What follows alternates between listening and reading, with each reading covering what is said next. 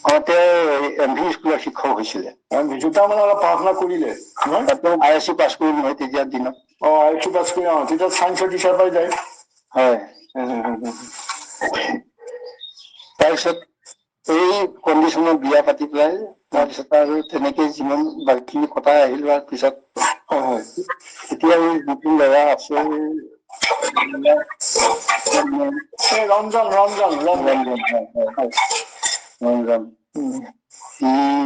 আজি মানে আপোনাক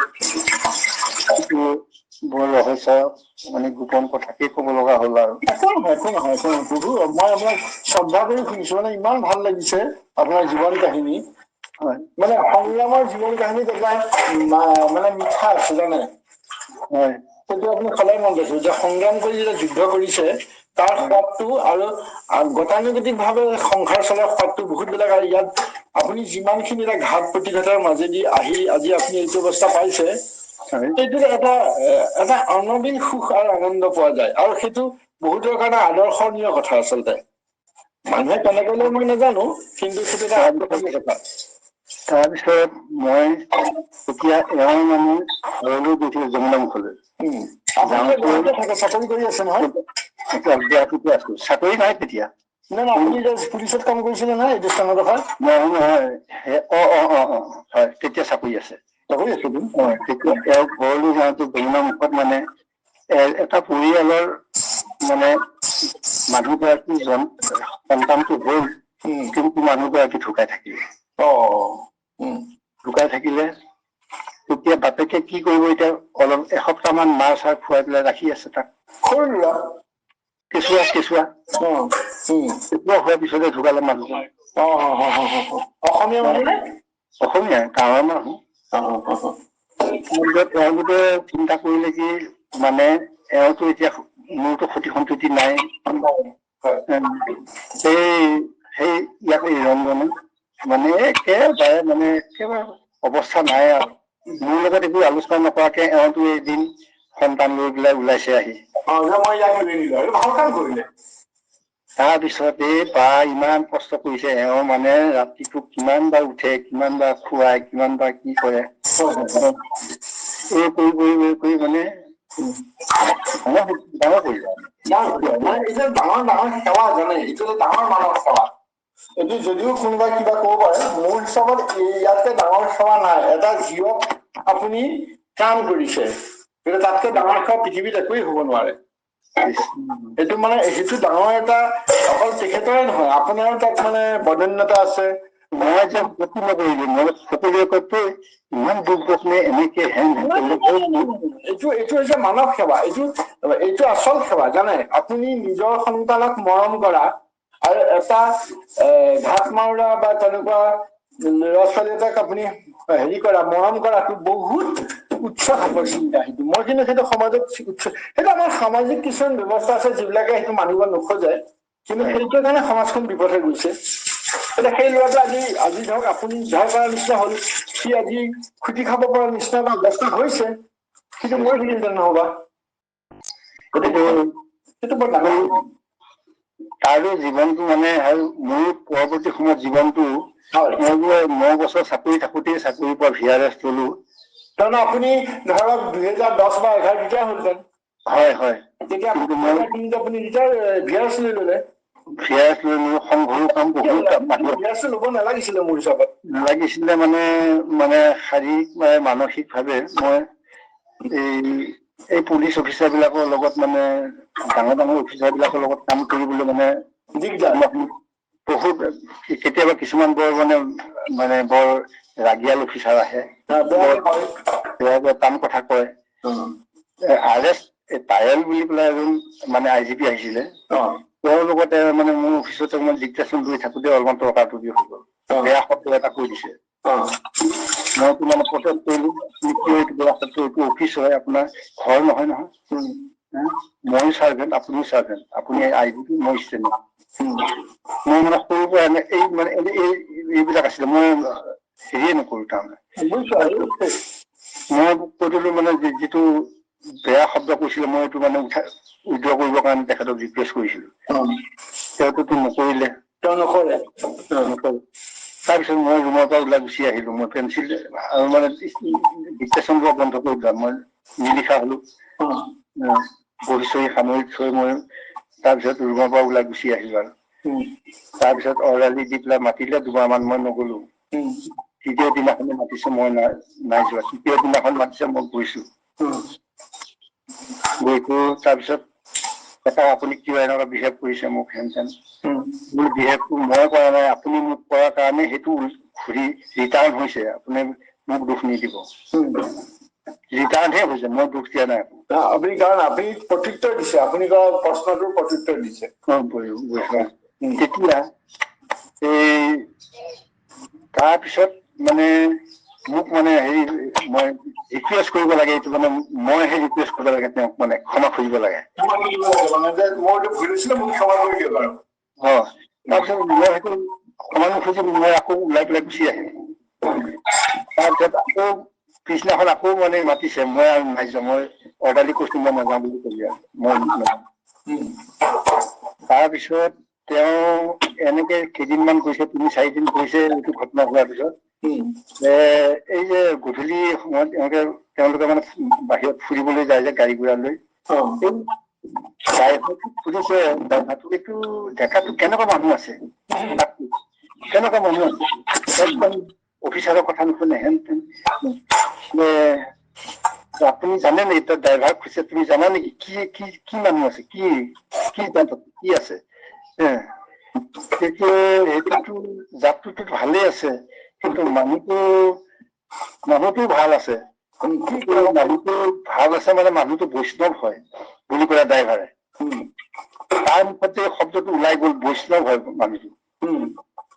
যেতিয়া বৈষ্ণৱ শব্দটো শুনিলে, তাৰপিছত তাৰ মানে গাত তত মাই কঁপনি উঠিব লৈছে। এইটো মই একদম ধাৰ্মিক মানুহ এটাক কৰি দিলো। তাৰপিছত এসপ্তাহৰ ভিতৰত তেওঁ এই ঘটনা হোৱাৰ এসপ্তাহৰ ভিতৰত লৈ অসমৰ পৰা গুচি গৈছে দিল্লীলৈ। আকৌ যাবৰ সময়ত মোক একদম কিমান ৰিকুৱেষ্ট কৰিছে, আকৌ দিল্লীত গৈ পাৰিব কেইবাৰ টেলিফোন মাৰি আছে, আপুনি মোক মানে ক্ষমা কৰি দিব লাগে, হেন তেন তেন তেন। এইবিলাক কাহিনী মানে আল্টিমেটলি তেওঁ চাৰেণ্ডাৰ কৰিলে।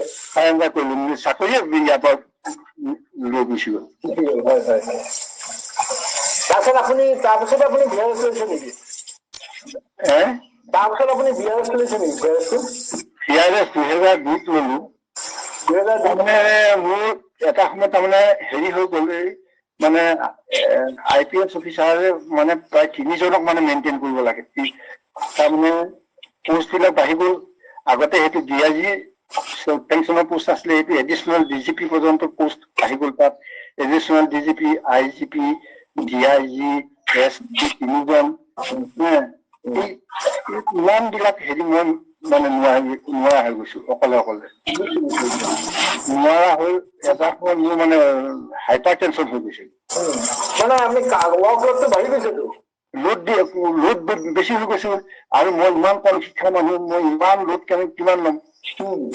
টাইম মেইনটেইন কৰিব লাগে, টাইপ মাৰিব লাগে, ডিক্টেশ্যন লৈ আহিব লাগে, আৰু কৰেছপণ্ডেঞ্চ মেছেজ বিলাক ডিষ্ট্ৰিক্টত পঠাই থাকিব লাগে। কাম কৰিব লাগে, আৰ্জেণ্ট হৈ যায় চব বস্তু। তাৰপিছত বহুত অফিচাৰৰ লগত কাম কৰিলো, কৰি আৰু নাই, মোৰ হাইপাৰ টেনচন হৈ যায়। সেইটো পিছত ডাক্তৰে মোক অলপমান চিকিৎসাৰ ব্যৱস্থা দিয়াতে হাইপাৰ টেনচনটো কমিলে। আকৌ বেমাৰ হৈ যাব। পিছত মই আৰু সংঘৰো কাম দিনে দিনে মানে বেছি হৈ আহি আছে। এতিয়া মন দিব পৰা নাই। আৰু ভকতে বিচাৰে, এতিয়া ৰাইজে বিচাৰে, মই ৰাইজৰো সেৱক হ'ব লগা হৈছে, চৰকাৰীও সেৱক হ'ব লগা হৈছে। কোনটো পালিম এতিয়া? চৰকাৰী সেৱকটো বেছি দায়িত্বপূৰ্ণ হৈ গৈছে। হৈ পেলাই মই নাই, যি আছে আৰু ৰাইজৰে সেৱক হৈ যাওঁ, ধৰ্মটোত লাগি গলো আৰু তেতিয়া। আচ্ছা, হেৰি হয় নহয়, আপুনি শংকৰ সংঘত কেতিয়া জইন কৰিলে, বা শংকৰ সংঘৰ অন্তৰ্ভুক্ত কেতিয়া হ'ল? আপুনিতো বৈষ্ণৱ হ'ল, বা আপুনি ঈশ্বৰ চিন্তাত ভগৱানমুখী হ'ল, গুৰুজনাৰ ধৰ্ম ললে, তাৰ আগতে আপুনি কেতিয়া ললে, কেনেকে ললে সেইখিনি মানে আপুনিও স্কুলত পঢ়ি থাকোতে বা কলেজত পঢ়ি থাকোতে, বা আপুনি যেতিয়া আপুনি ৰাধা গোবিন্দ বৰুৱা ঘৰৰ কাষত ৰুদ্ৰগড় আত্মীয় কৰিছিল তেতিয়াতো আপুনি সংঘত নাছিলে নাই সংঘত নাই তেতিয়া। মই কিবা সংঘত মানে তেতিয়া ডেকা ল'ৰা তিনি। তাৰপিছত মই বিয়া বাৰু পতাৰ পিছত তেতিয়া মই 75ৰ পৰা চাকৰি কৰিছো নহয়। কৰি মই 80ৰ পৰা মই তাৰমানে এই এনেকুৱা 1980 চনত হৈছে মই মোক মানে কাহিলীপাৰাত ৰাইজে এটুকুৰা প্লট এটা ৰাখি পেলাই মানে থৈছিলে মোৰ কাৰণে চাপ। না কাহিলীপাৰা ৰাইজৰ কেনেকে গোট খালে? আপুনিতো পুলিচত কাম কৰে। মই অফিচটো খানাপাৰাত আৰু মই ভাড়া ঘৰত আছিলো এইপিনে নুনমাটি পিনে এই গুৱাহাটী কলেজৰ ওচৰত। বুজিছো, এইটো বামুণী মৈদাম বুলি কয় যিটো। হয় বামুণী মৈদাম। তাৰপিছত এনেকে অফিচলৈ অহা যোৱা কৰো আৰু ৰিহাবাৰীত প্ৰথম অফিচ DIG অফিচ আছিলে। তাৰপিছত এইটো IDP যেতিয়া হেৰি হ'ল সেইটো ডাঙৰ বিল্ডিং ল'লে খানাপাৰাত, তেতিয়া খানাপাৰালৈ আহিলো। খানাপাৰালৈ যেতিয়া আহিলো মই কাহিলীপাৰা পিনে এই ভাড়া ঘৰত থাকিয়ে তাৰমানে এই গুৱাহাটী ক্লাবৰ এই ওচৰে পাজৰে গান্ধীপুৰ মানে থাকিবলৈ ললো ভাড়া কৰি। এই ভাড়া ঘৰত থাকিবলৈ চাকৰি কৰি থাকিলো। ৰিহাবাৰীতো আছিলে প্ৰথম অফিচটো, ৰিহাবাৰীত আছিলে। তাৰপিছত ষ্টেডিয়ামৰ ওচৰলৈ আনিলে DIG অফিচটো। ভাড়া ঘৰতহে তেতিয়া। হয়, তাৰপিছতে খানাপাৰাত আহিলে শেষত এইটো আৰু আহিলে আৰু। হয় তাৰপিছত মই আপুনি মই সংঘত কেতিয়া সোমালো। আপুনি ধৰক খানাপাৰাৰ পৰা আহিলে, আপুনি কাহিলীপাৰা মানুহৰ লগত সংপৃক্ত হল। হয়, সেইটো মই বুজি পোৱা নাই। সেইটো আহিলো এই কাহিলীপাৰালৈ মানুহখিনিৰ লগত কেনেকে আপুনি মানুহখিনিৰ লগত যেনেকে তাৰমানে মোৰ অফিচৰ যিজন হেড এচিষ্টেণ্ট আছিলে DIG বৰ্ডাৰ অফিচাৰ, তেওঁ তাৰমানে ইয়াত এখন উন্নয়ন সমিতি আছিলে। ক'ত? এই কাহিলীপাৰা। এই উন্নয়ন সমিতি বিলাকে মানে এই গোটেই অঞ্চলটোৰ মাটি বাৰী বিলাকৰ মানে কাক কেনেকে দিব আৰু ইয়াৰ কেনেকে ডেভেলপমেণ্ট কেনেকে কৰিব। মানে আপোনাৰ বৰবাবুজন কাহিলীপাৰা আছিলে, শান্তিনগৰ চাগে তেওঁ। শান্তিনগৰ। এই আমাৰ সুৰেন দাসে মোক প্ৰথমতে তাৰমানে গুৰুত্ব দিছে। সুৰেন্দ্ৰ কুমাৰ দাসে লিখা মেলা কৰে। মই হয় তেখেতে মানে এই আমাৰ এই বৰবাবুজনৰ লগত সুৰেন দাসৰো ভাল আছিলে। তাৰপিছত সুৰেন দাসে বৰবাবুজনৰ নাম কি আছিলে? চিনি পাম মই। সুৰেন হাজৰিকা ঢুকাইছে। সুৰেন হাজৰিকা। আপুনি চিনি নাপাব, যোৰহাটৰ মানুহ আছিলে। তাৰপিছত তেওঁ ঢুকালে। এই কমিটিয়ে তাৰমানে মোক প্লট এটা দি থৈ দিছিলে। মই বোলো মই প্লটটো ললে হ'ব কি, মইতো মোৰ টকা পইচা নাই ঘৰ বাৰী বনাবলৈ। উন্নয়ন সমিতিয়ে মানে সেই অঞ্চলৰ মাটিবিলাক দখলীয়া মাটিৰ নিচিনা আছিল নহয়। দখলী আছিলে, হয়। মানে ভাল মানুহ পালে সেই ভাল মানুহক দিব আৰু অঞ্চলটো মানে ডেভেলপ কৰিব, এনেকুৱা চিন্তা আছিলে। তাত ভাল মানুহ বহিবলৈ দিয়ে আৰু অন্য ডকবাজ বিলাকক বহিবলৈ নিদিয়েতো। হয়, মানে যিকোনো মানুহে পঢ়িবলৈ দিয়া নাছিলে। হয়, তাৰপিছতে এই বৰবাবু এই মানুহটো ভাল বৈষ্ণৱ হেৰি হব। আপোনাৰ তেনেকে আপুনি যোগদান কৰা নাই সংঘত? নাই সংঘত মই যোগদান কৰা নাই। তেতিয়া এই কাহিলীপাৰাত যেতিয়া মই এই খেৰৰ ঘৰ এটা বনালো, আৰু ঘৰটো কেনেকে বনাব লাগিব মানে ৰাইজে কলে আপুনি এখন দোকান এখন আমি ঠিক কৰি দিম, দোকানৰ পৰা বস্তুখিনি আনি থাকিব আৰু অলপ পইচা দি থাকিব। তেনেকে আৰু ৰাইজে কৈছে আমি ভেটিটো মাটি কাটি কুটি আপোনাৰ ঘৰত আনিব পৰাকে ভেটিটো উলিয়াই দি দিম। ৰাইজে তেনেকে কাম কৰিলে। দুখলীয়া এটা মানে খেৰৰ ঘৰ বনালো। খেৰৰ ঘৰ বনাই পেলাই তাতে আমি শান্তিনগৰ কোনখিনি আছিলে আপোনাৰ মাটিডোখৰ আপোনাৰ এই যিটো এই ক্লাব এনেকে উঠি আহি থাকিলে বেটেলিয়নৰ গেটটো নাপাওঁতে মছজিদ এটা আছে। মছজিদটো পাবই নালাগে। এখন হাইস্কুল আছিলে, স্কুল এখন আছিলে বাওঁহাতে। নাই হাইস্কুল নাই, সেইখন LP স্কুল আছিলে, ময়ে পাতিছিলো। পাহাৰৰ ওপৰত আছিলে পাহাৰৰ ওপৰত। আৰু এটা সংঘ বুলি এই কাহিলীপাৰা যুৱ সংঘ বুলি পেলাই এটা সংঘ এটা আছে। এই তাতে ৰাস্তাটো আপোনাৰ ওপৰলৈ উঠি আহিছে, তাৰমানে বাওঁ পিনে দেই। সোমাই আহিছে ৰাস্তাটো। সেইখিনি কৈছিলো তাৰমানে 33 কোটিৰ পৰা ধৰি লওক অলপমান ৰাস্তা উঠি আহিলে বাওঁ পিনে সেই সোমাই যোৱা ৰাস্তাটো আছে বাওঁ পিনে এটা সুৰেণ দাসৰ ফালে গৈছে এটা ৰাস্তা সোঁ পিনে যে সুৰেণ দাসৰ ঘৰলৈ গৈছে আৰু সুৰেণ দাসৰ সিপিনৰ পৰা অকমান আগুৱাই আহি আপলৈ উঠি আহিয়ে আকৌ বেটেলিয়নলৈ নোসোমাওতে তাৰ আগতেই তাৰমানে ৰাস্তাটো সোমাই গৈছে আমাৰ ঘৰলৈ অলপ তললৈ গৈছে নেকি অকমান সেইখিনি ওপৰলৈহে উঠাই থাকে মানে লাহে লাহে ওপৰলৈ তাৰ ওপৰত নামঘৰ এটাও আছেগে খুব সম্ভৱ হয় আছে নামঘৰ এটাও আছে আছে সেই নামঘৰটো তলৰ পিনে আছিলে আমাৰ ওপৰৰ পিনে মানে ওপৰৰ খিনিত আমাৰ গৃহ আছিলে তাৰ লগতে এটা হেৰি আকৌ LP স্কুল এখনত তাতে তেতিয়া মানে প্ৰতিষ্ঠা কৰিছিলো তেতিয়া আপুনি মানে তাতে থাকি পেলাই অফিচটো তেতিয়া কৰিছো এই কাহিনীপাৰাত অহাৰ পিছত এইটো ঘৰৰ এবছৰ মই হওঁতেই তাৰমানে কেনেকে চাব ধৰ্মসূত্ৰটো কেনেকে সংগতি লাগে এজন জামুগুৰি হাতৰ পৰা এজন একদম বহুত বয়সস্থ বাপ এজনে একদম বৃদ্ধ লোকে মানে ভাগৱত শাস্ত্ৰ এখন লৈ পেলাই মোৰ ওচৰত ওলাইছেগে একো চাল বাকলি একো নাই খালি শাস্ত্ৰখন এই এটা পাতত লিখা আছে মানে তাৰ মূল্যটো 15 টকা মূল্য প্ৰথম সেই তেখেতে মানে পদাৰ্পণ কৰিছেগে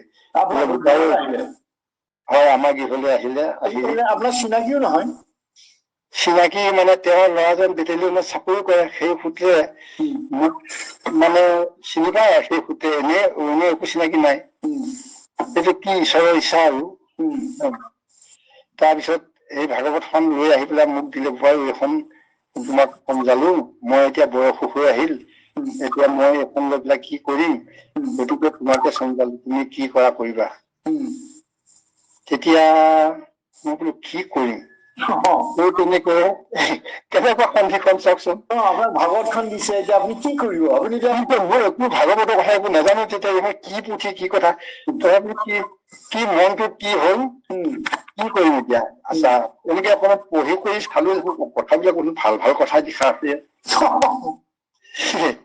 তাৰপিছত কি কৰিলো এই লগত মানে দুজন মানে এনেকে লৈ পেলাই গধূলি আহি পেলাই এই ভাগ মানে এনেকে দূৰতে লৈ পেলাই এই এনেকে ওলাই যায় আৰু ধূপ এডাল জ্বলাই লৈ পেলাই মানুহক দেখিলে মানুহ অকমান বহিব পাৰিম নেকি আপোনাৰ তাত নাই নহব এনেকে যাই থাকো আৰু ফেৰিয়ালা নিচিনাকে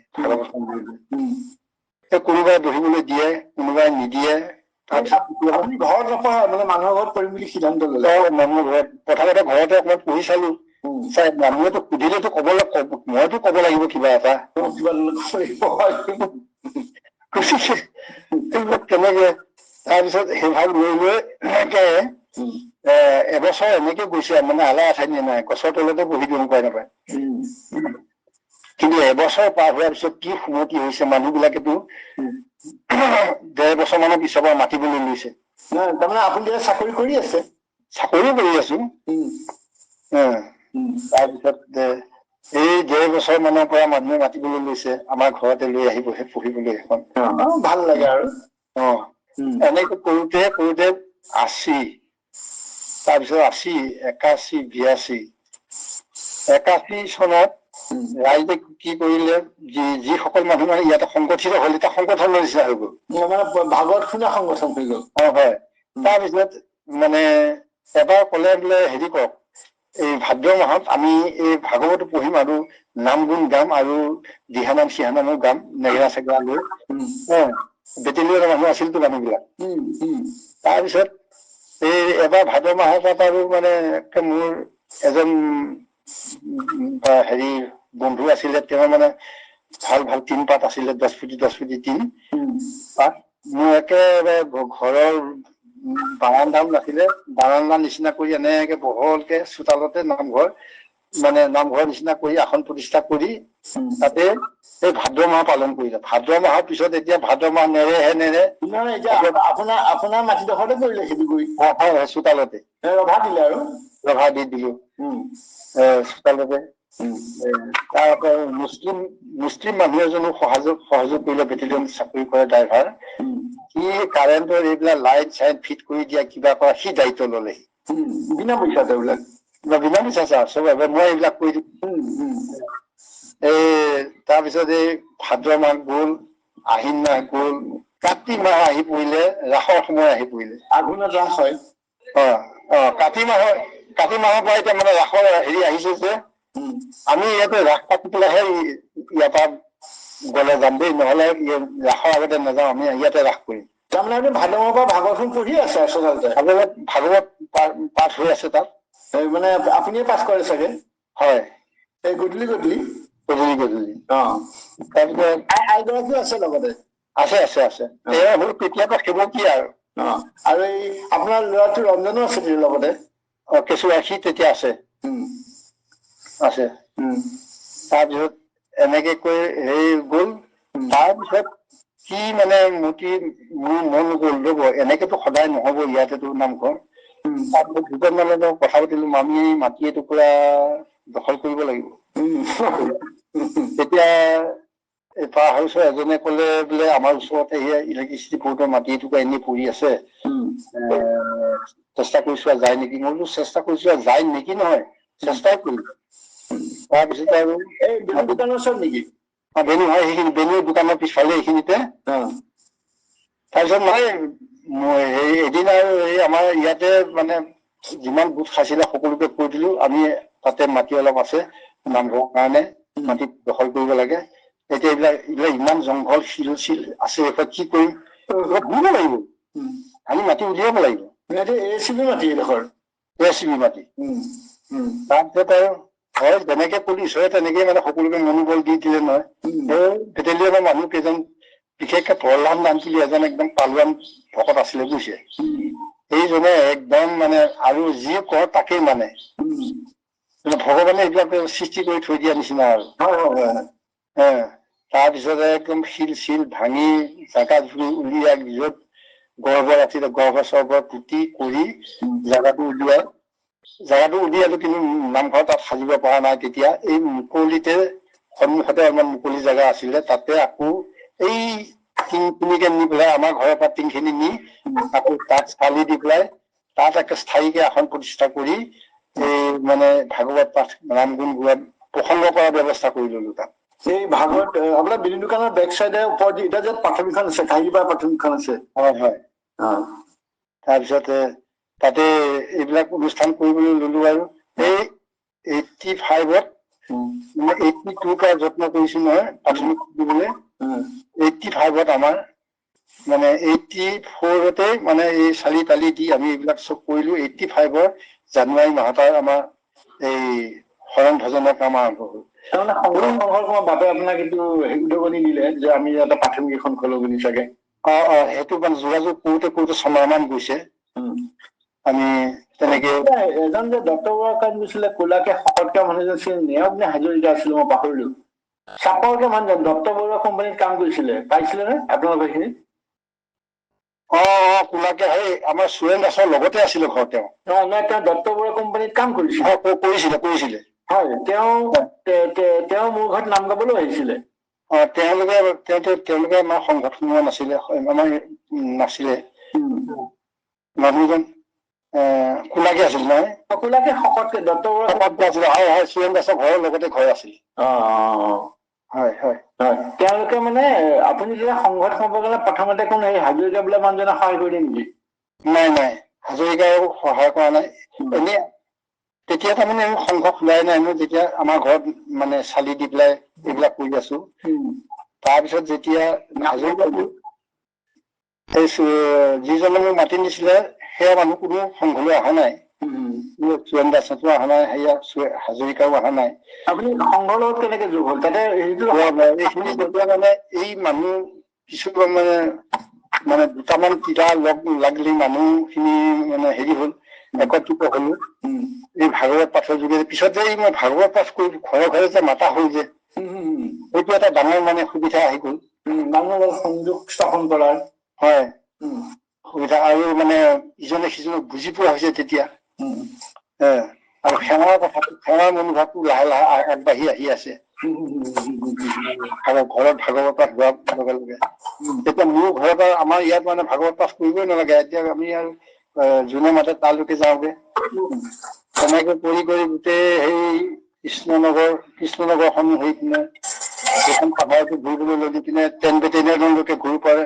পাহাৰীয়া অঞ্চলবিলাক ইপিনে SB DPIৰ পৰা এনেকে ইপিনলৈ কিছুমান কেইজনমান পুলিচৰ ইনস্পেক্টৰ আছিলে, তেওঁলোকেও মাটি বাৰী লৈ ঘৰ বাৰী সজাইছে, তেওঁলোকেও মানে আপুনি কৃষ্ণৰ লগৰ কথা কৈ আছে এতিয়া এইখিনি কথা।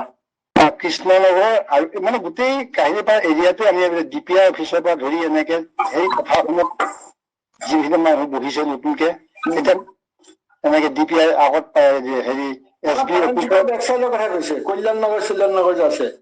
হয় এইবিলাক গোটেইবিলাক কভাৰ কৰিছো আৰু মানে বহাই নাই তেতিয়া সেইবিলাকত তেনেকে নাই মানুহ অহা নাই নহয়।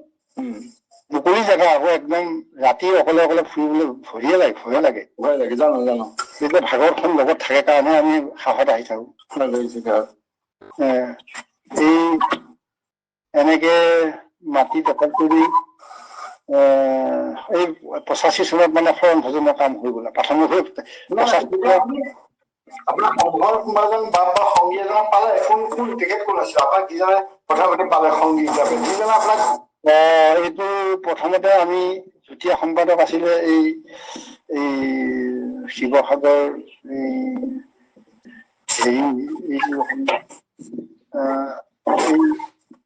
এটা যুটীয়া সম্পাদক আছিলে হেৰি কলিতা বুলি পেলাই উপাধিটো কলিতা, নামটো অহা নাই। আপুনি ভাগৱত পাঠ তেনেকে নামঘৰলৈ প্ৰতিষ্ঠা কৰিলে, নামঘৰ কৰোঁতে সংঘ আছিল নেকি তেতিয়া? নাই তেতিয়া আপুনি সংঘৰ লগত যোগ হওক তেনেকে মানুহকেইটা ক'ৰ পৰা আহিলে? নহয় সেইবিলাক চব আগতে যোগাযোগ হৈ গৈছে, আগতে চব হৈ গৈছে। মানে 2 বছৰমান মানে 6 মাহ মানকে আমি সংঘত সোমাবৰ কাৰণে যোজা কৰি আছো বিভিন্ন যোগাযোগৰ যুটীয়া সম্পাদক সংঘৰ যুটীয়া সম্পাদক আছিলে হেৰি কলিতা, দেৱেশ্বৰ কলিতা বুলি পেলাই এজন গুৱাহাটী মহানগৰীতে আছিলে, এতিয়া ছেক্ৰেটাৰিয়েটত চাকৰি কৰিছিলে। মানে মূলৰ আছিলে নে মূলৰ তেতিয়া আমি জিলা চিলা বিচাৰি পালে মই দেৱেশ্বৰ কলিতাক চিনি পাওঁ যে যিটোকে পদাধিকাৰ আমাৰ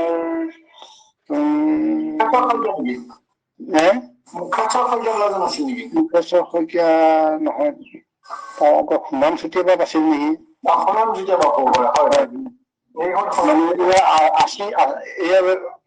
80 আগৰ দশম সমান চুতীয়া বাপেই হ'ব তেতিয়া। কেতিয়াবা গুৱাহাটী ৰুক্মিণীগাঁও বিভিন্ন আহিলে তেখেতে ভাষণ দিয়ে, শুনো আমি তেতিয়া আৰু গম পাম। আচ্ছা, তাৰপিছতে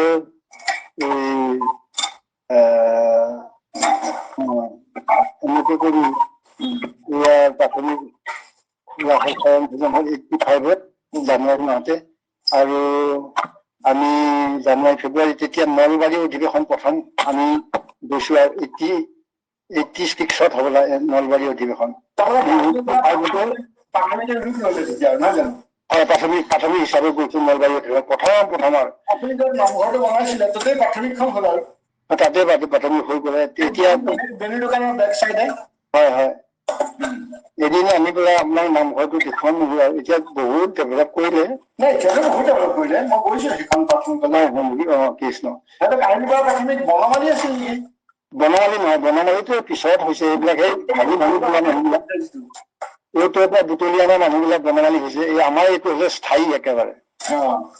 আৰু গুৱাহাটী মহানগৰীত যেতিয়া নামঘৰ নাছিলে প্ৰাথমিক বিলাকৰ, তেতিয়াই আমি তাত নামঘৰ সজাইছো। হয় ইটো পাৰে ঢাকি আছে, ৰাস্তাৰ পৰা দেখা নাপায়, কিন্তু গেটখন দেখা পায় আৰু গেটখন দেখা পায়। সেইখন মানে আপুনি জন্মৰ লগ্নৰ পৰা তাতে জড়িত আৰু হয় সেই গেটৰ ষ্টেপ বনোৱাটোৱে মোৰ শেষ কাম আছিলে আৰু সেই ষ্টেপ কেইটা বনাই উঠা নমা কৰিব পৰা যেনে তেনে কৰিলো। তাৰপিছতে মই তাৰপৰা গুচি আহিছো আৰু VRS ললো। তেতিয়া মই এই বহুত ঘূৰি ফুৰিব লাগে আৰু তেতিয়া হয় সেই এনেকেই তাৰপিছতে 85ৰ পৰা তাৰপিছতে আকৌ 85ৰ পিছত মই তাত প্ৰতিটো ঘৰত অহাৰ সংঘত সোমোৱাৰ পিছতে আমাৰ এজন একেবাৰে বৰ মানে হেৰি আছিলে মাধৱ চন্দ্ৰ ভাগৱতী বুলি পেলাই শুৱালকুছি এজন বক্তা আছিলে, ভাল বক্তা, ভাল বক্তা। আপুনি তাৰমানে আমাৰ এই হেৰি আশ্ৰম এখন কি কয় ভৱিষ্যত হেৰি আশ্ৰম যে এই হেম ভাই আশ্ৰম শান্তি আশ্ৰম নেকি, শান্তি শান্তি সুধানা শান্তি হেম ভাই আশ্ৰম হয়। এই হেম ভাইও মানে আহে। হেম ভাই আকৌ এখেতক মানে গুৰু মানে আকৌ মাধৱ ভাগৱতী হয়। শুৱালকুছি আছিলে মাধৱ ডেকা আছিলে, তাৰপিছত মাধৱ ভাৱৰীয়া হল, তাৰপিছত মাধৱ ভাগৱতী হলগৈ। তাৰপিছত তেখেতে আহিবলৈ ললে। মোক মানে সেই নিজৰ ল'ৰা নিচিনাকে আৰু আহে। আৰু আমাক যিকেইটা অন্ন তৈয়াৰ কৰি দিয়ে একদম খাই এনেকুৱা তৃপ্তি পাই বোলে। গুৱাহাটীত মই ইমান ভকত আছো, মই কাৰো তাত নাযাওঁ দেই বসন্ত। কোনোবা দোকানৰ পৰা মিঠাই আনি খাবলৈ দিব, টিভি চাবলৈ দিব। তেতিয়াতো আমাৰ টিভি চিভি নাই, চহৰত টিভি আহি গৈছে। সেইকাৰণে সেইবিলাকত ময়ো একে চিধাই কাহিনী পালে গুচি আহে। মাধৱ ভাগৱতী তেখেতে 40 বছৰ শৰণ সদস্য হৈ আছে। এই 30 চনৰ পিছৰ পৰাই তেখেতো জড়িত। গতিকে থাকেহি সেয়া বোলে আপোনাৰ ঈশ্বৰৰ কৃপা আৰু এই যে সাধু যে আগমনটো সন্তৰ আগমন, এই যে 15 টকা মূল্য ভাগৱত আনি দিলে, সেইবিলাক চব ঢুকালে এতিয়া, চব কোনো নাই আৰু। 15 টকীয়া ভাগৱতখন এতিয়া ক'ত আছে? এতিয়া সেই সময় কি হৈ গ'ল মানে, তেতিয়া মানে ক'ত মোৰো চাৰি বেমেজেৰি লাগিব। নামঘৰ মাটি দখল কৰিব লাগে, নামঘৰ সজাব লাগে, সংঘৰ কাম কৰিব লাগে, প্ৰস্তুতি কৰিব লাগে। মই কেইটা কি কৰিম, মোৰ সেইবিলাক পাচবিকখন খুলি মই কাগজ পত্ৰ মানে বহি বনাই কোন সভাপতি হব, কোন সম্পাদক হব, এই কাম জনা মানুহ চাই পেলাই এইবিলাক দায়িত্ব দি দিছো। এজন ইলেক্ট্ৰিচিটি বৰ্ডৰ একাউণ্টেণ্ট আছিলে, তেওঁক সম্পাদকৰ দায়িত্বত যে আপুনি হিচাপ নিকাচ বিলাক ৰাখিব লাগিব। আৰু এজন সভাপতি এজনক পাতি থৈছো, আপুনি এই সভা সমিতি হলে আপুনি সভাপতি হব লাগিব। কাৰণ মই থাকিবলৈ সময় নাপাওঁ। তেতিয়া বিষয়বোৰ মই এতিয়ালৈকে মই বিষয়বাদ নোহোৱাকে আজি সেই তেতিয়াৰ পৰা এনেকেই থাকিলো সংঘত। আজি 2 বছৰৰ কাৰণে শৰণ সদস্য হেৰি দিছিলে, সেইটো মই বিৰক্তি পাই পেলাই তাকো কলিয়াবৰ অহাৰ পিছত দিছিলে। মই দেখিলো আকৌ শৰণ সদস্যৰ যিটো মৰ্যাদা এতিয়া সেইটো মৰ্যাদা নাই। গতিকে মই আপোনাৰ যিখন 15 টকীয়া ভাগৱত আছিলে, সেই ভাগৱতখন আপুনি ক'ত এৰি পেলালে? মানে এতিয়া মনত নাই, মোৰ নিচিনা একো মানে পিছত মোৰ ঘৰৰ বস্তু কাহানি ক'ত কি হৈছে কি নাই একো ক'ব নোৱাৰো আৰু। নামঘৰতে থাকিব পাৰে, যিখন নামঘৰত নাই তাকো নাই। ৰাখিব লাগিছিলে কি কৰিব, মোৰো মানে ইমান বুদ্ধি ইমান চোকা নহয়। থাকি গ'ল এৰি দিলে। তাৰপিছত আপুনি চাকৰিটো 2003 চনত আপুনি পৰিত্যাগ কৰিলে। 2002তে কৰিছো। তাৰমানে বিয়া বস্তু লৈ ললে আৰু। হয়, তাৰপিছত 2003 চনৰ জানুৱাৰী মাহতে আকৌ বঙাইগাঁও ৰিফাইনেৰী যে আছিলে BRPL, আকৌ তেওঁলোকে 15 দিনৰ কাৰণে মানে বৰগীতৰ প্ৰশিক্ষণ দিবৰ কাৰণে মাতিলে। তাত গলো, তাতে মোৰ অকমান ষ্ট্ৰক এটা হৈ গ'ল, মাইনৰ ষ্ট্ৰক এটা। এই BRPL-ত হোৱাৰ কাৰণে মই বাচি গলোগৈ। ষ্ট্ৰক হোৱাৰ মানে অসুখটো হোৱাৰ মানে মই এটা কথা কওঁ, আপুনি যেতিয়া সংঘত যেতিয়া কাহিলীপাত সেই সংঘত সোমালে, প্ৰাথমিক কৰিলে, তেতিয়া আপুনি নাম প্ৰসংগ গাবলৈও শিকিলে। কাৰ পৰা শিকিলে নাম প্ৰসংগ খিনি গাবলৈ? তেতিয়া আমাৰ সুনাম চুতীয়া পৰা তেতিয়া আমাৰ তেওঁ মানে জোঁৱায়েক এজন আমাৰ চুতীয়াত আছে, তেওঁ জীয়েকক দিছে। এই কিবা বড়ো মানুহ দেই, বড়ো মানুহ এজনলৈ বিয়া দিছিলে তেওঁৰ ছোৱালী। কেতিয়াবা তালৈ প্ৰায় আহি থাকে, তাৰমানে গুৱাহাটী আহিলে মানে জোঁৱায়েকৰ ঘৰতে থাকে। আহিলে মানে বাটে খবৰ দিয়ে যে কাহিলীপাত প্ৰাথমিক এখন হৈছে। সেইটো যেতিয়া ভাল পালে আন্তৰিকতা এটা আহিলে খবৰ দিয়ে, যাওঁ, পাঠ কৰে, নাম প্ৰসংগ। তেখেতে গুৱাহাটীত আহিলে তেখেতে মানে আগতে প্ৰাথমিক বিলাকৰ বিভিন্ন ঘৰ বিলাকতো তেখেতে নাম প্ৰসংগ কৰিছিলে। 12 পোৱা ওজনৰ তাল বজাই তেখেতে। গতিকে সেইবিলাক কথা মোৰ মনত আছে আৰু কেনেকে মানে একদম ফুলাম বাহু কেনেকে কঁপি থাকে। এই তেখেতৰ লগত নাম গাই অলপমান তাৰ আৰ্হিটো অকমান আহিলে পিছত যেনে তেনে আমি চলাব পৰা হলো। মোৰ কণ্ঠটো ভাল আছিলে বিশেষকে কণ্ঠটো আপোনাৰ এতিয়াও ভাল। এতিয়া কণ্ঠটো আপোনাৰ মাধুৰ্যতাটো আছে, মেলডিটো আছে। এতিয়াও কিন্তু তেতিয়া আপুনি তেনেকে সনাম চেতিয়াই যেনেকে প্ৰসংগ কৰে সেই বস্তুটো আপুনি টেকনিকটো শিকি ললে, নহয় জানো? শিকি ললো।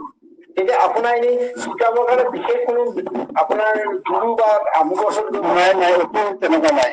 তাল বজোৱাটো আপুনি কেনেকে চাইছে? তেনেকে মানে তেখেতে তালবোৰ কেনেকে লৈছে, কেনেকে বজাইছে, ইমান ওজনৰ তালবোৰ বজাইছে কেনেকে, সেইবিলাক মানে দেখিলো আৰু।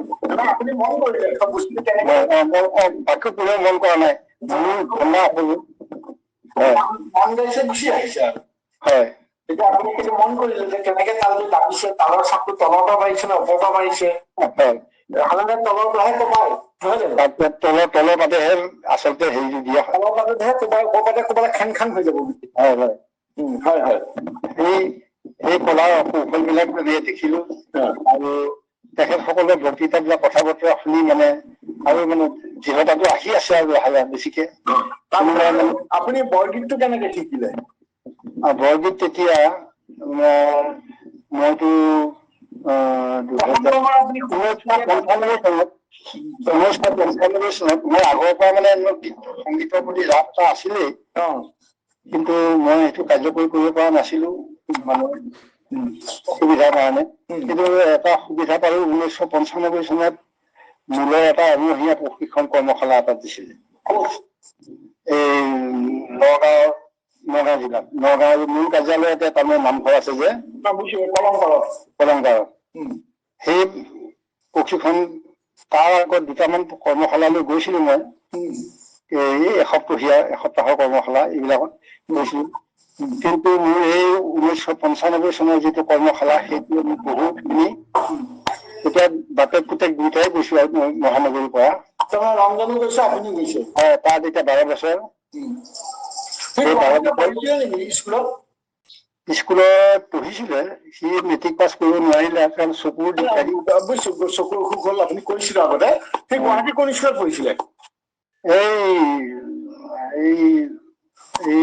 এই আপোনাৰ SBৰ অপজিতে পাহাৰৰ ওপৰত এখন হাইস্কুল আছিলে। সেইখন কাহিলীপাৰা কিবা হাইস্কুল। নৰকাসুৰখনো নহয়, নৰকাসুৰ তলতহে, সেইখন অফিচৰ ওচৰত। গতিকে সি কিবা কৰি আৰু হেৰি কৰিলে, তাৰপিছত নোৱাৰিলে গুচি আহিলে। তাৰপিছত পাছ কৰিব আকৌ তাৰমানে এবাৰে যি পৰীক্ষা দিলে, দ্বিতীয়বাৰো নিদিলে। সি মানে এবাৰতে বিৰাট ভয় খালে। সি কোনোদিনে মানে এই যে হেৰি মেট্ৰিকৰ পৰীক্ষাত চকুৰ অসুখ হল। চকুৰ অসুখটো চকুৰ ভিতৰৰ মাজতে সি পঢ়া শুনা কৰিছিলে যিমানখিনি পাৰে। মানে পৰীক্ষা দিবলৈ কিন্তু এতিয়া এই তাত কিছুমান দুষ্ট ল'ৰা যে আছে, মানে চুৰি দেখুৱাই দিছে বোলে তলে তলে। সি তাৰ বহীখন টানি আনিবৰ কাৰণে বিচাৰোতে বহীখন টানি ধৰাতে সি চুৰি দেখুৱাই দিলে। সেইটো জীৱনত মানে কোনোদিন তেনেকুৱা হেৰি পোৱা নাই। অলপ দুষ্ট ল'ৰা আছিল। হয়, সি আহি পেলাই কৈছে দেউতা আৰু পৰীক্ষা দিবলৈ নাযাওঁ। কিয়? একদম চুৰি দেখুৱাই দিয়ে, চুৰিয়ে খুচি দিম বুলি কয়। তাক হেৰি লাগে, তাক বহীখন কিনিব লাগে। কেনেকে দেখুৱাইছে, এনেকে টেবুলৰ তলে হাত সোমাই দিছে। আৰু মই বহীখন টানিব বিচাৰিছিলো, মই বহীখন ধৰোতে মোক চুৰিয়ে মাৰি দিব খুজিছে। তাৰপিছত মোৰো হাৰি এনেকুৱা হলে কি হব হে? অঘটন ঘটি যাব, এইবিলাক কি হব? আৰু ইমান দুখৰ ল'ৰাৰ লগত এইবিলাক কি কৰিবনো? তাৰপিছত আৰু যি দিলে দিবি, নিদিলে নাই যা। কি কৈছে, মই আৰু পইচা নিদিওঁ আৰু সেইবিলাক এতিয়া সেই এবাৰে দি দিলে আৰু পৰীক্ষা চৰীক্ষা নিদিলা। তাৰপিছত আপুনি নগাঁৱৰ মূল্যত আহি পেলাই আপুনি বৰগীতৰ প্ৰশিক্ষণ ল'ব লাগিলে এসপ্তাহীয়া প্ৰশিক্ষণ। তেতিয়া আমি দুজনে জিলাৰ পৰা কাকো আনিব নোৱাৰিলো, আমি দুজনে আহিলো মহানগৰীৰ পৰা।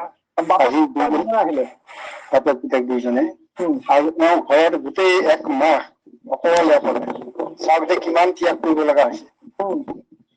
তেনেকে বজাৰ সমাৰ তেনেকে কি কৰিছিলে যে দোকান পোহাৰ মানে নাজানো আৰু। তেতিয়াহ'লে আপুনি আৰু বৰগীত শিকিম বুলি আহিলে আৰু। বৰগীত শিকিব লাগিব, প্ৰসংগ শিকিব লাগিব, নৃত্য শিকিব লাগে, আমাক চব শিকাইছে। নৃত্যও শিকিছো, বৰগীতো শিকিছো। বৰগীত কোনে শিকাইছিল আপোনাক? বৰগীত আমাৰ প্ৰথম গোলাপ মহন্ত ছাৰক পাইছিলো, তাৰপিছত প্ৰসংগৰ প্ৰশিক্ষক পাইছিলো আমাৰ এই যোগেশ্বৰ বৰদলৈ ছাৰ। যোগেশ্বৰ বৰদলৈ, হয় হয়। মহন্ত ছাৰৰ লগতে তাৰপিছত আমাৰ এই গোলাঘাটৰ হেৰি বৰা আছিলে, তেতিয়া তেখেতে সভাপতি হৈ আছিলে সাংস্কৃতিক। হেৰি বৰা পাহৰি গৈছো। আৰু কোনাকে ওখকে আছিলে, তামোল খাই থাকে। পৰাশৰৰ নেকি? পৰাশৰৰ নেকি? নহয়, হেৰি আজিকালি নাম বিলাক চব পাহৰি যাওঁ। সাংস্কৃতিক শাখাৰ সভাপতি হৈছিলে নেকি? সভাপতি আছিলে, হয়। সভাপতি, তাৰপিছতহে ফণি সভাপতি হৈছে। বৰা বাপুৰ ঢুকোৱাৰ পিছত তেখেতে সভাপতি হৈছে। তাত তেতিয়া শংকৰ সংগীত বিদ্যালয় বিলাক মানে জিলাই জিলাই খুলিছে। সেই সূত্ৰে তাৰমানে আমাৰ যাতে আমি একোজন মানে শিক্ষক হিচাপে ওলাব পাৰো, এই এমাহৰ কাৰণে প্ৰশিক্ষণ পাতিছিলে। গতিকে চব বায়ানো শিকিব লাগিব, নৃত্যও শিকিব লাগিব, গীতো শিকিব লাগিব, প্ৰসংগও শিকিব লাগিব। তাৰমানে গোটেই সোপা কথা সোমাই আছে। গতিকে সেয়াই মানে এটা মূল ভেটি হল আৰু। তাৰ পৰা আৰু প্ৰসংগ শিকা বা নাচ শিকা, গোটেই সমস্ত বস্তুখিনি লগতে শিকি থাকিব লাগিব আৰু। জানিব লাগিব কেনেকে হস্ত প্ৰয়োগ কৰিব লাগে, কেনেকে উৰাত থিয় হব লাগে, উৰাত কেনেকে জাপ মাৰিব লাগে, আঠুলন থিয়লন কেনেকে কৰিব লাগে। এই নৃত্য কিছু কথা মানে যোগেশ্বৰ বৰদলৈ ছাৰে আপোনাক শিকাই হেৰি প্ৰসংগ, আৰু গোলাপ মহন্ত ছাৰে আপোনাক বৰগীত শিকায়। গোলাপ মহন্ত ছাৰে শিকাবলৈ অহা নাছিলে, মাজে সময়ে আহে। যোগেশ্বৰ বৰদলৈ আপোনাক বৰগীত শিকাইছিলে নেকি? নাই, তেখেতে বৰগীত শিকোৱা নাই, তেখেতে প্ৰসংগৰ গোটেই কথাবিলাকেই শিকাইছে। মানে থিয়ৰিটিকেল কথাখিনি আৰু। Theory practical. থিয়ৰি প্ৰথমতে থিয়ৰি খিনি শিকায়, থিয়ৰি খিনি যোনে অলপমান হজম কৰিব পাৰিছে লাহেকে প্ৰেক্টিকেল কৰায়। বৰগীতটো কোনে শিকালে? বৰগীত সেই বৰা বাপ আছিলে গোলাঘাটৰে, বৰা বাপে শিকাইছিলে বৰগীত। তেখেত আছিলে, তেখেতক সহায় কৰিছিলে লীলা গগৈ বুলি পেলাই আমাৰ লীলা গগৈ ধনশিৰি জিলা সহকাৰী আছিলে। তেওঁ মানে তেতিয়া আগতেই মানে অকমান ক্লাছিকেলটো শিকি থৈ দিছিলে কাৰণে তেওঁক মানে সহকাৰী হিচাপে লৈছিলে। ভাল।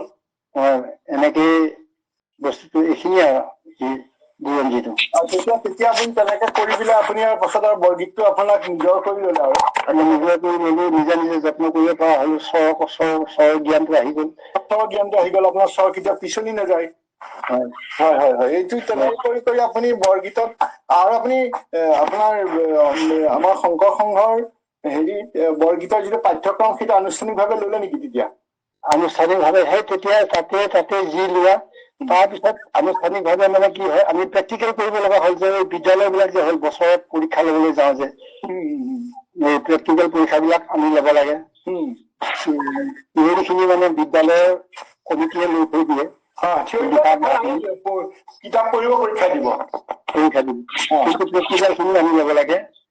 গতিকে সেই প্ৰেক্টিকেল কৰিবলৈ যাওঁতে কিছু আমাৰ শিক্ষা হৈ গৈছে, কেনেকে বৰগীতৰ ৰাগ হোৱা নাই, কি হৈছে,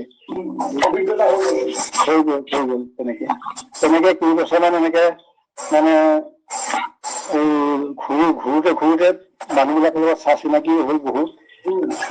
এনেকে আৰু মানে আমাৰ অভ্যাসটো ৰক্ষা হৈ গ'লে আমি শিকি পেলাই যে আকৌ বেলেগক শিকাবলৈ সুবিধা পাই গলো। আৰু বেলেগক শিকালে বেছিকে শিকিব পাৰি নহয়। হয়। বেলেগক আপুনি শিকিব পাৰে, গম পাইছে নাই? হয়। আৰু পৰীক্ষা আজি মই এইটো শিকাব লাগিব এনেকে শিকাম আৰু আপোনাৰ জ্ঞান আহি গ'ল। এতিয়া মই যে খুব ধৰা ধৰি কৰো ঘোষাবিলাক যে ঘোষা সুৰটোকে কোনজোকা ঘোষা কেনেকুৱা সুৰ হ'ব লাগে, কিমানখন তাল থাকিব লাগে, এই কথাবিলাক সেই তেতিয়া পৰীক্ষা ল'বলৈ গৈ গৈ এইবিলাক নিজে নিজে অনুধাৱন কৰি উলিয়ালো আৰু চৰ্চা কৰিলে আৰু সেইকাৰণে আপুনি এতিয়া ঘোষা ধৰকচোন, ঘোষাৰ সুৰ বা ছবি ছন্দ, উপদেশ, দুলৰি ছন্দ, কোনটো ভাগত অৰ্থটো বিসংগতি হয়, সেই সকলোখিনি আপুনি গম পাই গ'ল। হয়, সেইটোতো ভাল হ'ল। আৰু তাৰপিছত আৰু আপুনি চাকৰিটো আৰু 2000 বাদ দিয়া একেবাৰে বাদেই দি দিলে আৰু নহয় জানো? হয়, এই নেটৰ হেৰি হৈছে। 2009 চনত এটা হেৰি সম্ভাষণ জনাইছিলে, এটা বঁটা এটা দিছিলে, 2000 টকা বঁটা এটা, আৰু তাৰমানে একনিষ্ঠ সংগীত সাধক বুলি পেলাই। এই শুনা নাই নহয়, হ'ব দিয়া। শুনিছো প্ৰভু শুনিছো, কওকচোন। এই হ'ব কৃষ্ণ এইটো কলিয়াবৰতে দিছিলে নেকি আপোনাক? মই কলিয়াবৰ আহি পোৱা, হয় হয় হয়, কলিয়াবৰ আহি পালো তেতিয়া 2009 চনত। হয়, শংকৰী সংস্কৃতিৰ লোকনৃত্য সাধক শ্ৰী বসন্ত ডেকা বাপুলৈ হৰেণ হাজৰিকা সোঁৱৰণি বঁটা প্ৰদান। হৰেণ হাজৰিকা এই দৰঙৰ আছিলে। এই পৰিয়ালটো মানে গোটেই পৰিয়ালটোৰ সংস্কৃতিত আগবঢ়া। আচ্ছা আচ্ছা আচ্ছা। তেওঁলোকৰ পেট্ৰল পাম্প আছিলে, চহকীও আৰু সংস্কৃতিত চহকী আছিলে তেতিয়া দিনত। এতিয়া সিহঁতৰ নাই, বিয়া বাৰু হ'ল। মহাপুৰুষ শ্ৰীমন্ত শংকৰদেৱ আৰু শ্ৰী শ্ৰী মাধৱদেৱৰ দ্বাৰা প্ৰৱৰ্তিত আৰু প্ৰসাৰিত সাংস্কৃতিক অৱদানসমূহৰ সম্পৰ্কে নিৰানিপালিকৈ অনুশীলন কৰাৰ প্ৰচেষ্টাত আত্মনিয়োগ কৰি আপুনি শ্ৰীমন্ত শংকৰদেৱ সংঘী ভকতসকলৰ মাজত প্ৰচাৰ প্ৰসাৰত ব্যস্ত হৈ আছে। আপোনাৰ অকৃত্ৰিম সেৱাৰ মনোভাৱে অনুশীলনৰত অনেক শিকাৰু আপুনি এই প্ৰচেষ্টাৰে শ্ৰীমন্ত শংকৰদেৱ মাধৱদেৱৰ সংগীত অধিক প্ৰসাৰ কৰিবলৈ ভগৱন্তই আপোনাক বল শক্তি প্ৰদান কৰি ভকতৰ সন্মুখত ভকতৰ সংগসুখ লবলৈ দীৰ্ঘায়ু কৰক। দৰং জিলাৰ সংস্কৃতি প্ৰাণ প্ৰয়াত হৰেণ হাজৰিকা সোঁৱৰণি বঁটাৰ সম্বৰ্ধনা জ্ঞাপন কৰি হাজৰিকা বাপৰ পৰিয়াল বৰ্গলৈকো ধন্যবাদ জ্ঞাপন কৰি। বৰ সুন্দৰ, বৰ সুন্দৰ। সেইটো আপোনাক বঁটাটো দৰঙত গৈ লাগিছিলে, মঙলদৈত চাগে, নহয়? নহয়, এইটো নাজিৰাত যেতিয়া মূলৰ অধিৱেশন হৈছিলে, মূল মঞ্চত সম্ভাষণ জনাইছিলে। ভাল ভাল ভাল ভাল। এইটো 2009 চনৰ কথা। 2009 চন। ভাল ভাল ভাল ভাল। তেতিয়া সেই দিনবিলাক এবাৰ সত্যৰ লগত এটা সম্বন্ধ আছিলে। এতিয়া সত্যত বহুত পিছলি গ'ল আৰু। হয় হয়, এইটো আৰু সময় কথা, পৰিৱৰ্তন আপুনি কেতিয়াও ৰুধিব নোৱাৰে। হয়, থাকিবই বাৰু, যিয়ে নহওক মানে সেইবিলাক ভালকে থৈ দিব। পইচাটো বা হেৰি কাৰণে নাই, কিন্তু আপোনাৰ যিটো মান্যতা দিছে, সেই মান্যতাটো বৰ মানে হেৰি আৰু উল্লেখযোগ্য কথা। মানে এনেকে আহিলে আৰু মেঘালয় জিলা আৰু কাছাৰ জিলা। মেঘালয় মানে আমাৰ শ্বিলং কেন্দ্ৰিক নেকি এইটো? শ্বিলং কেন্দ্ৰিক। আমি শ্বিলং পাব নালাগেগৈ, এখন ৰিভয় বুলি এখন ডিষ্ট্ৰিক্ট আছিলে। আপোনাৰ খানাপাৰা আপত যিখন আছিলে, আপত এই যে গাড়ী বিলাক যে শ্বিলঙলৈ গৈ পেলাই যে গাড়ী বিলাক যে এটা জেগাত ৰৈ যে চাহ খাবলৈ, কি আছিলে মংপু নেকি সেইটো জেগাটো? হয়, নংপু। চাহ খাই আৰু নংপু তাতে খাই। তাৰ পৰা অলপমান আৰু 10 কিলোমিটাৰ মান আগলৈ গৈ পেলাই মৰংনা বুলি এটা জেগা আছিলে। তাতে আমাৰ প্ৰাথমিক আছিলে, নামঘৰ আছিলে। বহু বছৰতে মানে তাত বনোৱা নামঘৰ আছিলে। সেই নামঘৰক কেন্দ্ৰ কৰি পেলাই তাতে প্ৰাথমিক খোলা হ'ল। মানে মস্ত এটা এৰিয়া আৰু পাহাৰৰ টিলাই ঘৰ বিলাক মানুহ বিলাকৰ। অসমীয়া মানুহ আছিল নে তাতে? এইবিলাক অসমৰে আছিলে মানুহ বিলাক। এই মানুহৰ আক্ৰমণ ভাগি পেলাই যোৱা মানুহ। বুজিছে, এতিয়া সিহঁতে অসমীয়া নহয়, খাচীয়া নহয়, মাজতে পৰিব। মানে অসমীয়াও ক'ব জানে, খাচীয়াও ক'ব জানে। খাচীয়াও ক'ব জানে। অসমীয়াটো শুদ্ধ নহয়, সিহঁতৰ খাচীয়াটো শুদ্ধ নহয়। দুহৰীয়া হ'লা। হয়, এইবিলাক মানে জীৱনৰ কাহিনী। তাৰপিছত আপুনি হেৰিলে কেনেকে গ'লে? তাৰপিছত আপুনি কলিয়াবৰলৈ যোৱা প্লেনটো, আপুনি মৰিগাঁৱৰ মানুহ, আপুনি আছে ইয়াতে মাটি বাৰী কৰিলে, আপুনি কলিয়াবৰ কেনেকে পালেগে? এইটো মানে ভূমি হাজৰিকাৰ বাবে আমি যে এই কৰ্মশালা বিলাকলৈ যে যাওঁ, বছৰত দুটাকে কৰ্মশালা। তেতিয়া ভৰিপ্ৰসাদ হাজৰিকা আছিলে সচিব প্ৰধান। তেতিয়া আছিলে। ভূমিয়ে মানে মোক এই সময় পালে মানে সুবিধা, আপুনি গুৱাহাটীৰ পৰা আমাৰ ইয়ালৈ অহাৰ ভাল হ'ব নেকি? ফণী হাজৰিকাৰ বাবে ক'লে। ফণী হাজৰিকাৰ বাবে, কাৰণ এই সংগীত চৰ্চা কৰিবলৈ, গুৰু ধৰ্ম চৰ্চা কৰিবৰ কাৰণে ভাল সংগ নহলে, তাৰমানে এতিয়া সেইটো কথা মইতো নাজানো, তেওঁ কি বিবেচনা কৰি কৈছে, সংগ নহলে এইটো বৰ্তাই ৰখা বৰ টান। আৰু তাৰমানে মানে ইপিনৰ পৰা সেই নামনি অসমত যিমান একে ধুবুৰীলৈকে এই অসমীয়া নাটক কৰিবলৈ যে এই কলিয়াবৰৰ পৰা যায় ইহঁতে আমাৰ ভাওনা কৰিবলৈ, তেতিয়া যুগসূত্ৰটো সেই তেনেকে আৰম্ভ হৈছে যে আমাক কয় আপোনালোকে আহি পেলাই এইখিনি জেগাতে ইমান সময় ৰবহি, ৰঞ্জনকো লৈ আহিব, আপুনি দুইজনে ওলাই থাকিবহি দেই বাপ। ভাওনালৈ লৈ লৈ যায়, তাতে মানে গায়ন বায়ন লিখিব লাগে, এই এনেকে আৰু সেইনেকে তেনেকে শিকাই বুজাই ললে, লৈ ভাওনাৰ লগতো জড়িত হলো। তাত অলপ এইটো বিষয়ত জ্ঞানো আছে ফণী হাজৰিকা বাপজনাৰ। যথেষ্ট জ্ঞান আছে। তেওঁ মানে হাড়ে হিমিজে লাগি আছে। গতিকে সেই তেনেকে এটা মানে আদান প্ৰদান হওঁতে মনৰ মিল হল, আত্মাৰ মিল হল। একজেক্টলি। এই আত্মাৰ মিলটোৱে ডাঙৰ কথা আৰু, মনৰ মিল, আত্মাৰ মিল, সকলো মিল হৈ গল আৰু। তাৰপিছত আপুনি আৰু কলিয়াবৰলৈ যোৱাটো ঠিক কৰি পেলালে, নহয় জানো? কলিয়াবৰটো মোৰ কেনেকে মনে, সেইটো মানে তাৰ কথাটো মই পেলাব নোৱাৰা হলো।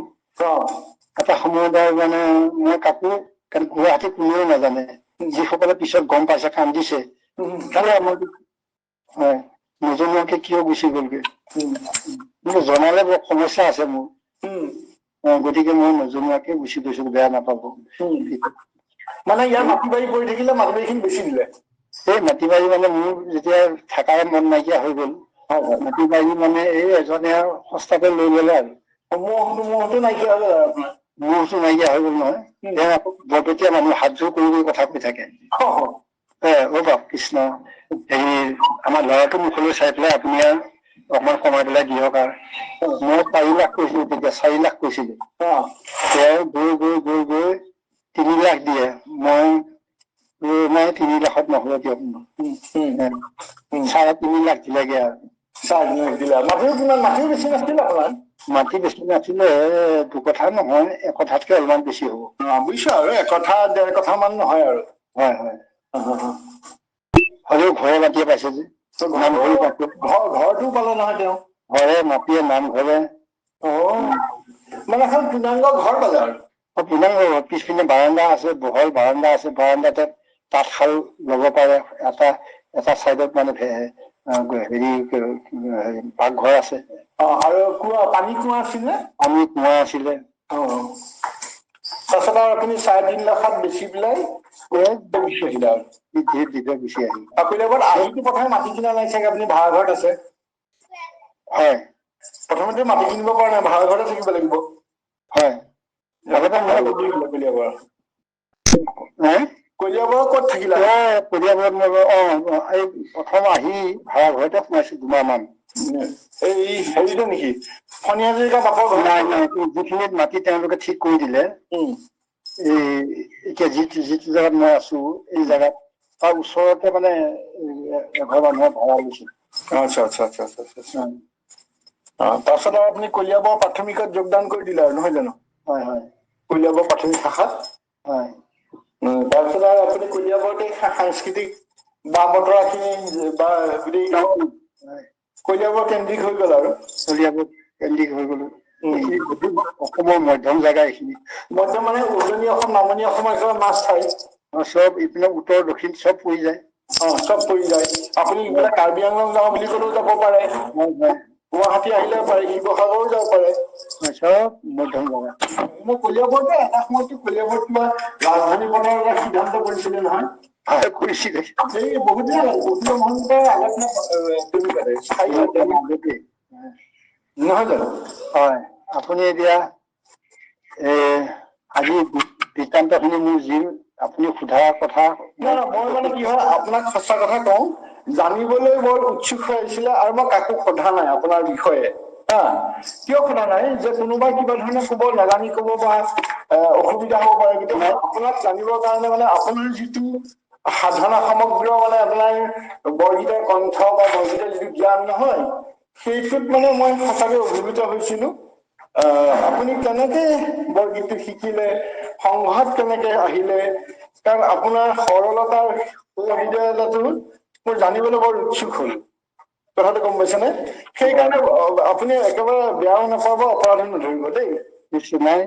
মই মানে শুনি ইমান উপকৃত হৈছো যে আপুনি জীৱনত কেইটামান মহৎ কাম কৰিলে। এটা গুৰু সেৱা কৰিবৰ কাৰণে ভগৱানে আপোনাৰ কপালত লিখি থৈছিলে। দ্বিতীয়তে এজন অনাথ শিশু আপুনি তেওঁক কি কৰিলে, তেওঁক আপুনি ভৰণ পোষণ দিয়াই নহয়, তেখেতক এটা জীৱন দিলে। তেখেতক এটা জীৱনো দিলে নহয় জানো আপুনি? গতিকে জীৱন দিলে, এটা জীৱক আপুনি হেৰি কৰিলে। গতিকে ইমানখিনি ভগৱানৰ কাম কৰি থকাৰ কাৰণে আপোনাক নিশ্চয় ভগৱানে কৃপা কৰিছেই, নকৰাকে থকা নাই। আৰু শেষত গৈ কলিয়াবৰ গৈ সংস্থাপিত হোৱাটো এইটো আপোনাৰ আশীৰ্বাদহে হৈছে, হয় নহয়? সেইটো আশীৰ্বাদ হল আপোনাৰ কাৰণে যে কলিয়াবৰ যে ভগৱানে নিয়ালে, কি কাৰণে নিয়ালে? তাতে আপুনি যিটো সাংস্কৃতিক বাতাবৰণ পালে, সেই বাতাবৰণটো আপুনি অন্যত নাপালেহেঁতেন। নাপালোহেঁতেন। বা গুৱাহাটীৰ আপুনি শান্তি নগৰত বা ইয়াত য'ত আছিলে অসুবিধা হ'ল, তাৰমানে ইয়াত সমাজখন তেনেকুৱা ধৰণৰ নাপালেহেঁতেন কলিয়াবৰ। গতিকে খুব এই আমাৰ যেতিয়া যিদিনা শ্ৰাদ্ধৰ নাম হৈছে, নামৰ দিনা আপোনাৰ দেখিছো ন, মোক পঠিয়াইছে নে ভিডিঅ' আমাৰ কোনোবা কোনে দিলে? ফণী হাজৰিকাৰ বাবে দিছে নে আপুনি দিলে? ইমান মইতো নাজানো এইবিলাক কথা, মই কোনে কি কৰিছে একো নাজানো নহয়। মই পাইছো আপোনাৰ কণিকাই দিলে, মই পাহৰিলো। দিব পাৰি। হয় হয়, বৰ সুন্দৰ। মানে আপোনাৰ ফণী হাজৰিকা বাপ আছে, তাৰপিছত আপোনাৰ প্ৰদীপ তামুলী বাপ আহিছে। বান্ধি আৰু আপোনাৰ স্বৰ্গজ্যোতি আহিছে, মই জনাত আপোনাৰ বিভা দুৱৰাই আহিছে। মানে মোৰ দেখি ভাল লাগিছে হা। এটলিষ্ট মানে আপুনি মানে হেৰিটো কৰিছে আৰু মানে। আৰু মৰিগাঁও জিলাৰ পৰা পাঁচজন ভকত আহিছে। মই তেওঁলোকে আপোনালোকক ক'ৰ পৰা আহিছে বা মৰিগাঁৱৰ পৰা আপোনালোকক কোনে নিমন্ত্ৰণ দিলে? বোলে নিমন্ত্ৰণ দিয়াই দিছে, আপুনি এইবিলাক ভাবিব নালাগে। মই বোলো নহয়, মই আপোনালোকক যে মই চিনিও পোৱা নাই আৰু ময়ো নিমন্ত্ৰণ দিয়া মোৰ মনত নাই, মই সেইকাৰণে নিজে অপৰাধী বুলিহে। একো অপৰাধ হোৱা নাই, আপোনাৰ ঈশ্বৰে যি কৰিছে খুব সুন্দৰ কৰিছে। তেওঁলোকে এই তেনেকে আহিছে মোৰ। সেইটো মানে আচলতে কি জানে প্ৰভু, এইটো হৈছে ঈশ্বৰৰ ইচ্ছা আৰু কৃপা। ঈশ্বৰৰ ইচ্ছা আৰু কৃপা নহলে একো কৰিব নোৱাৰে কোনো। আৰু সেই কৃপাটো আপুনি গুৰুজনৰ কৃপা পাইছে, আৰু গুৰুজনৰ কৃপা পোৱাৰ কাৰণে অটমেটিকেলি আপোনাৰ ঈশ্বৰৰ ইচ্ছাটো আহি যায় লগে লগে। কাৰণ গুৰুৱেই ঈশ্বৰ আমাৰ কাৰণে। মানে গুৰু শংকৰ গুৰুজনে আমাৰ ঈশ্বৰ সদৃশ। আৰু টকা পইচা সেইকেইটা দিনত মোক কিমান যে অসুবিধাৰ মাজেদি কৰিছে। অসুবিধাতকে মানে মোক প্ৰয়োজনতকে বেছি টকা আহি গৈছে। আহিছে। নাজিৰা এজন ভকতে টেলিফোন কৰিলে, হেৰি নহয় যেতিয়া কি খুৱাম বুলি কৈছে ভকতক? মই বোলো চাউল, কোমল চাউল, আৰু আজিকালি সকলোৱে কোমল চাউল ভালো নাপায়, কোনোবাই চিৰা বিচাৰিব চাগে, চিৰাও অলপো যোগাৰ কৰিব লাগিব। চিৰা খিনি মই লৈ যাম, মালভোগ ধানৰ চিৰা লৈ যাম 10 কেজি, আপুনি সেই 3টা পাত দিয়ক। আৰু যি পাৰে ভকতো লৈ যাম লগত। ভকতো দুই 3জন লৈ আহিছে, চিৰাও 10 কেজি লৈ আহিছে। তেনেকে গোটেই কামটো নিয়াৰিকে হৈ গৈছে। বহুত নিয়াৰিকে। আপুনি কলিয়াবৰত জন্ম নহলেও কলিয়াবৰ আপোনাৰ তলনীয়া নিচিনা হলেও অতি আন্তৰিকতাটো পাইছে। হৰিপ্ৰসাদ হাজৰিকা পৰিয়াল, ফণী হাজৰিকা বাপজনাৰ পৰিয়াল, এই দুইটা পৰিয়ালে আপোনাৰ যথেষ্ট ধৰণৰ আৰু ইফালেতো আপোনাৰ কণিকা দাস আছেই। আছে তেওঁলোকো আছে গোটেইখিনিয়ে। আৰু কণিকাতা ছাৰেও বৰ মানুহজনীয়ে যদিও খুব হেৰি কৰে আৰু খৰধৰকে কামবোৰ কৰে, কিন্তু আল্টিমেটলি তেওঁৰ আন্তৰিকতাটো খুব ভাল। কৃষ্ণ তেওঁৰ আন্তৰিকতাটো আছে, তেওঁৰ সততাটো আছে, তেওঁ একান্ত গুৰুজনাৰ অনুগামী আৰু তেওঁ গুৰুজনাৰ কাৰণে চব কৰিব পাৰে। ইমান বেমাৰ আৰু ইমান চাকৰিৰ কষ্টৰ মাজতো যে তেখেতে মোকেই ধৰক প্ৰথম সংযোগ দিওঁতে তেখেতে সদায় সংযোগ দিয়া, নেকি হস্পিটেলত থকা অৱস্থাতে সংযোগ দিছে নহয়। মোৰ ইমান বেয়া লাগিলে। তাৰপিছত তেখেতৰ ওচৰত নাই, তেখেতৰ অসুখ হৈছে, তেখেতক মই ডিষ্টাৰ্ব, কাৰণ মোক সংযোগ দিয়াৰ পিছত তেখেতে এৰি দিব নোৱাৰা হয় নহয়। গতিকে শেষত গৈ পেলাই মই বোলো নাই, তেখেতেও বেয়া ফলো পাব, মই তেখেতৰ ভালৰ কাৰণে শব্দটো নলওঁ, শুনি থাকিম এনেকে বুলি ভাবি পাছত মই নিভা দুৱাই ফ্ৰী আছিল, নিভা দুৱাইৰ লগত ললো। গতিকে তেখেতৰ সেইটো বদান্যতা আছে, তেখেতৰ সেইটো সততাটো আছে, বা গুৰু ধৰ্মৰ প্ৰতি এটা আগ্ৰহান্বিততা আছে। ঠিক তেনেকে ফণী হাজৰিকা বাবুজনেও যথেষ্ট জানে। আৰু হৰিপ্ৰসাদ হাজৰিকাটো মোৰ ধৰক সহকৰ্মীয়ে আছিলে। মানুহজন অত্যন্ত ঠাণ্ডা, বিনয়ী, সৰল। সেই মানুহজনক মই তেওঁৰ লগতো মই ধৰক বিবেকানন্দ কেন্দ্ৰত যেতিয়া মই কিছু আগবঢ়াইছিলো সেৱা, তেতিয়াও তেখেতক লৈ মই দিল্লী গৈছিলো। তেখেতে মোৰ লগতে যায় একেধৰণে। এটা মানে এটা হেৰি আৰু মানে কি বুলি কম এটা হৰি হাজৰিকা আমি শুনিয়ে এতিয়া হৰি যেতিয়া ঢুকাই গল, হয় হয় সিদিনাখন লাষ্টত অনুষ্ঠানৰ পিছত মোক কৈছে, হয় হেৰি দাদা আপুনি কিন্তু এই পৰিয়ালটো নেৰিব দেই, দাদা গল, এই দাদাৰ ঠাইতো আপুনি পূৰ কৰিব লাগিব। হয় হয় হয় নাই, হাজৰিকা এগৰাকী বৰ বিনয়ী, সৰল। আৰু ফণী হাজৰিকা বাবুজনৰ এগৰাকীও ভাল গায়ত্ৰী হাজৰিকা, নহয় জানো তেখেতৰ নাম? এইটো গায়ত্ৰী এই ছোৱালী নিৰ্বাচন কৰি দিয়া মানুহজনে মই গায়ত্ৰী। সেই ফণী হাজৰিকা বাপৰ ছোৱালীজনী বিয়া দিলে নেকি? নাই দিয়া, তাই আপোনাৰ হৰি হাজৰিকা ছোৱালীজনীহে বিয়া দিছে? হয় হয় হয় হয় হয়, ঠিকে আছে দিয়ক। বাবুজনক বৰ ভাল লাগিলে, মানে মই বৰ